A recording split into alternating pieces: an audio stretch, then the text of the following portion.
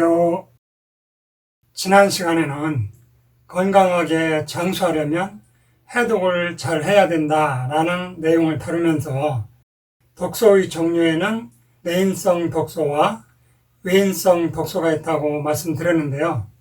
물론 독소에는 급성질환을 일으킬 수 있는 것도 있죠. 예를 들면 독사에 물렸다든지 보고 독을 섭취했다든지 강한 염산이나 농약에 노출되었다든지 하는 경우도 있지만, 여기서 다루는 주제는 이러한 맹독성 물질은 논외로 하는 것이고, 실제로 맹독성 물질에 노출되었을 때는 바로 병원에 가서 해독하고 처치해야지 언제 천연물 영양소를 먹어서 해독하겠어요. 시간이 촉박한데. 그러니까 여기서 다루는 독소는 우리 몸에서 서서히 생기는 내인성 독소와 외부에서 조금씩 서서히 들어오는 외인성 독소를 어떻게 해독할 것인가를 주로 다루게 될 것입니다. 우리는 실제 일상생활에서 무의식 중에 많은 독소들을 접하게 되는데, 그것이 내 몸에 독소로 작용한다는 것을 모르는 것이 더 큰 문제일 수도 있어요.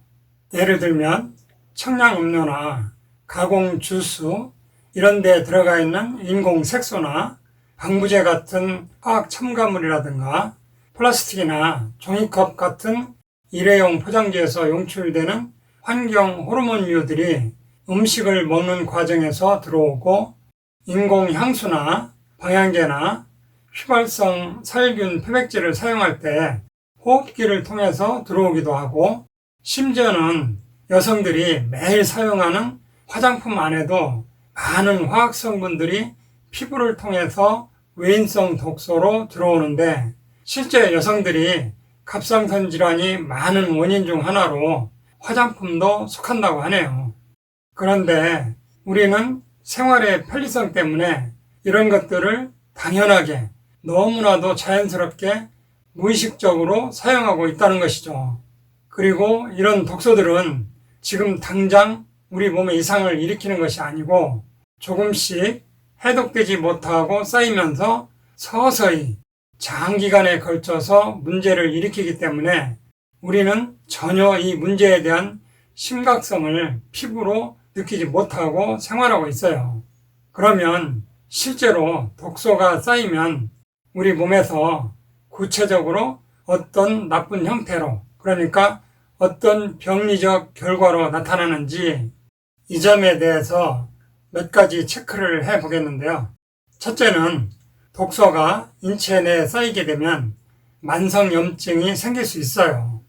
누적된 독소들이 세포 기능을 손상시키면서 그 결과로 염증이 생기는데, 그 염증은 급성염증보다는 독소들이 서서히 오랜 시간에 걸쳐 쌓이면서 만성염증 형태로 나타나게 되고, 이미 만성염증이 있었다면 독소에 의해서 만성염증이 더 악화될 수도 있어요.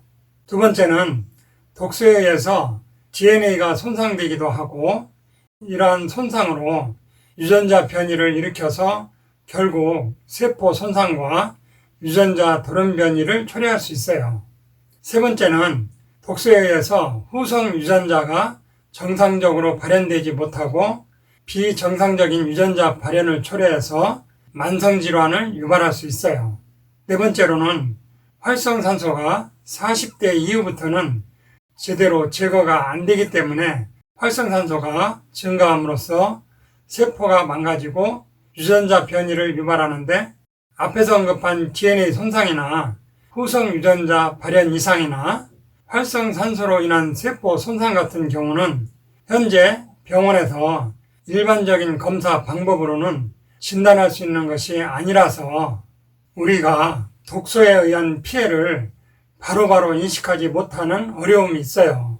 다섯 번째로는 독소가 쌓이면 전신세포의 신진대사가 원활치 않게 됨으로써 에너지 생산성이 저하되어서 피로하고 기운이 없고, 여섯 번째로는 당연히 독소에 의해서 혈관벽이 손상되거나 혈액을 구성하는 인자들의 물리화학적 변화로 혈액순환이 나빠질 수 있고, 일곱 번째로는 독소는 내분비 호르몬 체계를 교란시키고 환경 호르몬에 의해서 정상적인 호르몬의 분비나 활성을 저하시키고, 여덟 번째로는 독소는 면역 방어 기능을 약화시키고 염증성 면역 반응을 증가시키게 됩니다. 이렇게 독소가 쌓이면 나타날 수 있는 증상들 8가지 정도 알아봤고요. 그 다음으로는 독소가 체내에 쌓이게 되는 유입 경로와 독소의 주요 원인 물질은 어떤 것이 있는지 알아보겠는데요. 우선 외부로부터 들어오는 독소들을 양적으로 따져보면요. 먹는 음식으로 들어오는 독소의 양이 가장 많고, 그 다음은 호흡기를 통해서 들어오는 독소이고, 그 다음은 피부를 통해서 들어오는 독소라고 해요. 내부의 독소로는 대사 환경과 장관 내 환경이 나빠짐으로 해서 대사성 노폐물과 독성 부산물이 과량 생성되고, 간은 해독 기능을 담당하는데 간의 해독 능력이 떨어지거나 콩팥 같은 배설 기관의 능력이 떨어지는 경우에도 체내 독소의 양이 증가할 수밖에 없어요. 그러면 유입되는 독소의 종류들을 구체적으로 살펴보면요. 첫 번째는 일회용 포장지나 알루미늄 호일, 나노 플라스틱 같은 것을 통해서 많은 환경 독소들이 들어오는데, 각종 환경 호르몬류와 화학 첨가물, 잔류 농약 성분, 중금속 같은 여러 환경 독소들이 유입되고 있어요. 두 번째로는 현대인들은 청량 음료나 가공 주스, 인스턴트 음식을 통해서 당분류의 섭취가 너무 많이 증가했어요. 당분류의 과잉 섭취는 비만을 불러오고, 비만은 인슐린 저항성과 만성염증을 증가시키고, 그로 인해 혈액을 탁하게 하고 장내 유익균을 감소시키고 내장 지방과 이소성 지방을 증가시키는데, 지용성 독소는 주로 내장 지방 같은 데 축적되고 쉽게 빠져나가지도 않고 장기간 작용해요. 당분류의 과잉 섭취는 당 독소를 증가시키는 핵심 원인으로 작동하고, 당 독소는 인체 내 독소의 중요한 원인이 되기도 해요. 세 번째로는 육류와 가공 육류 위주의 식사 습관은 체내 독소를 증가시키는 원인이 돼요. 요즘은 소나 닭 같은 가축을 자연 방사하는 경우는 거의 드물고, 대부분 사육 과정에서 항생제나 성장 호르몬제를 투여하고 방역 소독 시에 각종 화학 독소들이 축적되고, 동양인들은 섬유질 식사를 오랫동안 해와서 장관 길이가 서양인보다 길다고 하는데, 육류 소비가 많아짐으로써 육류가 완벽하게 소화되지 않으면 단백질 덩어리가 장내 부패균의 먹이가 되어서 가스가 발생하고 변비를 유발해서 장관 내에 독소가 장기간 정체되고, 이로 인해 발암 독소가 증가하게 됩니다.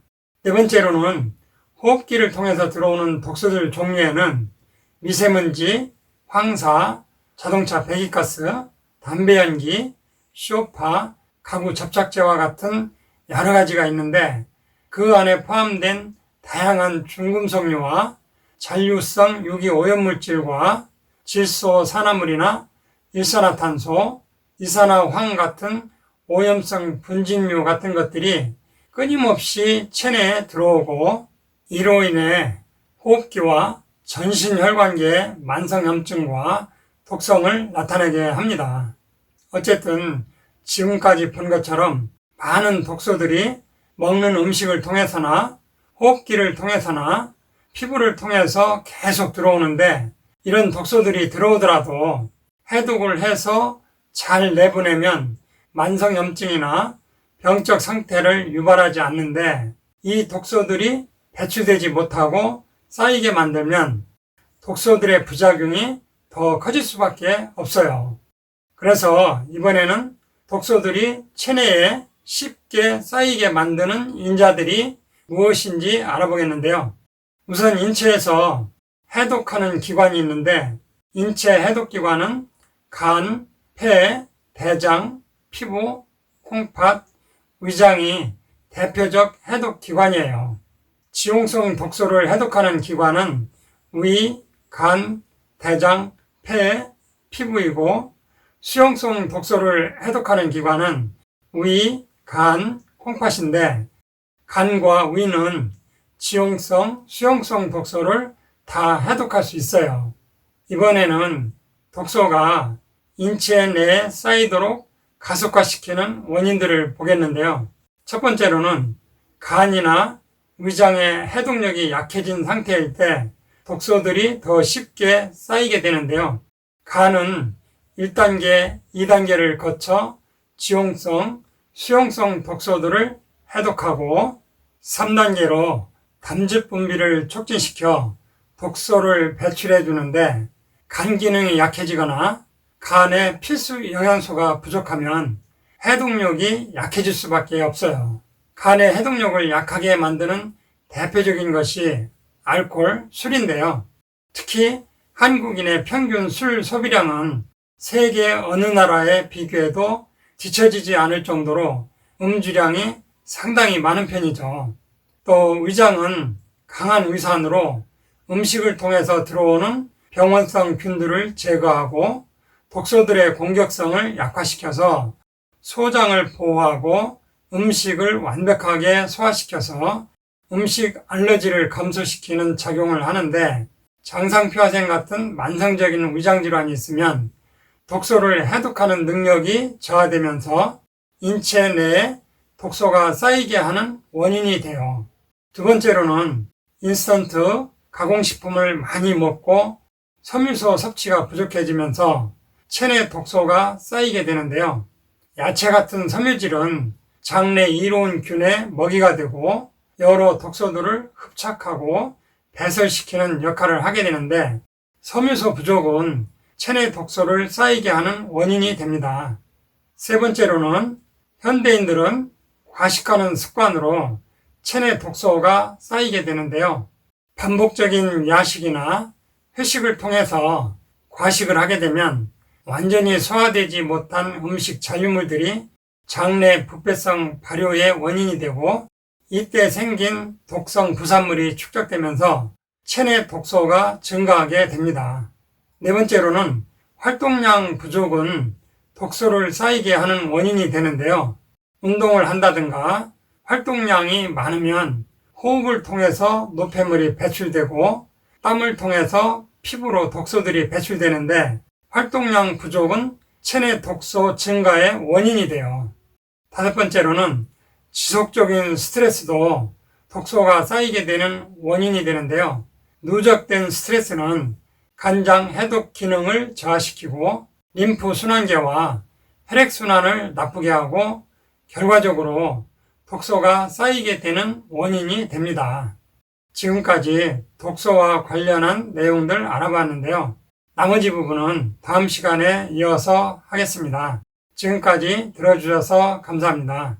이상으로 오늘 천약사의 건강과 약 이야기는 여기서 마치겠습니다. 감사합니다.